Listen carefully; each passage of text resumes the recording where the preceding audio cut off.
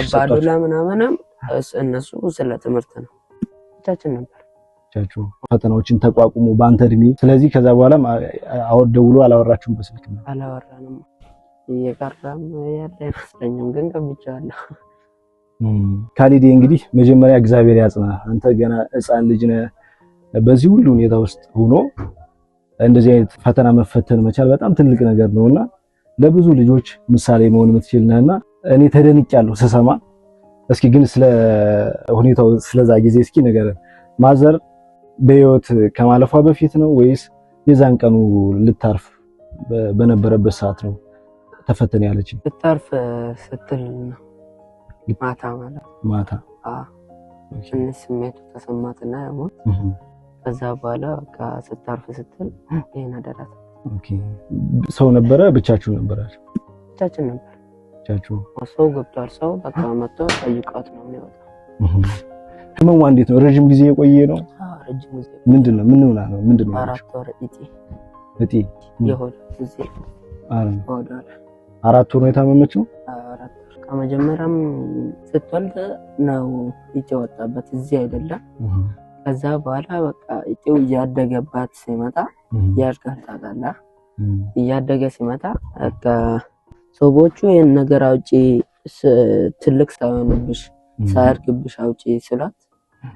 ሰዎቹ እኔ ልጆቼ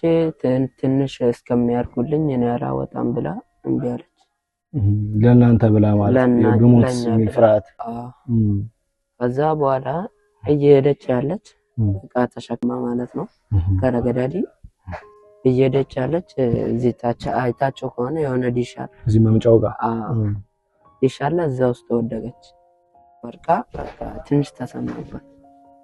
ከዛ በኋላ ህመሙ በጣም አመማት ያማታ ከዛ በኋላ ቀጥታ ወደ ጤና ጣቢያ ወሰድን ጤና ጣቢያ ስንወስዳት ከዛ በኋላ ቀጥታ ወደ ሚኒሊክ ሪቨር ጻፉልን ከዛ በኋላ ያማታ ኦፕራሽን አውጋ 2 ሰዓት አካባቢ ገብታ ማታ 7 ሰዓት አወጣት ሳይስ ተሰራላት ወይስ ሳይስ ተሰራላት ማታው ያማታ ማለት ነው አረማምና ከዛ በኋላ አልጋ ያዘችና አቃዛው ተመላልሼ እኔው ነበር ከማክማት ሁሉ ነገር በቃ አትሜት ምናምን ሰርቼ እዚው መጥቼ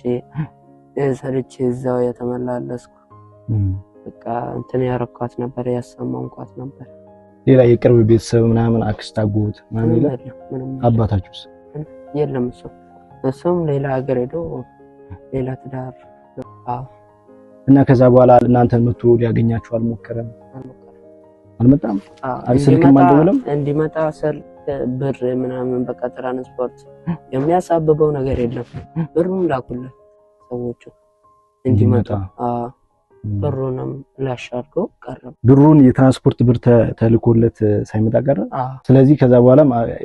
ደውሎ አላወራችሁም በስልክ ነው አላወራንም ከዛ ማዘር ሰርጀሪ ተሰርቶላት ወደ ቤት